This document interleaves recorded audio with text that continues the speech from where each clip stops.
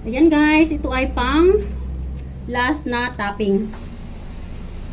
So, dapat ay ito-torch natin ito. But unfortunately, my torch, it's not working. So, anyway, that's okay.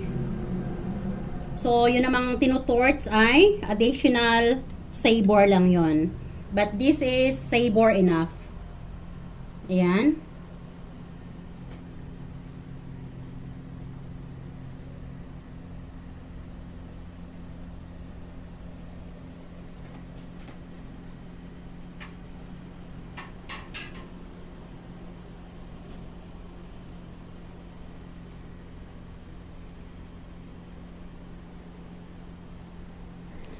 So, ayan mga best. So, natapos na natin ang ating baked macaroni. Yan na po ang kanyang total outcome. Ayan.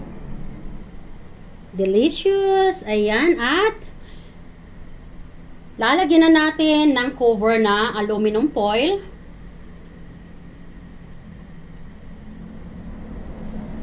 So, ayan guys. Salamat na muli sa inyong panonood. And Tita Wena always saying, don't forget to keep loving one another. I love you all guys. God bless.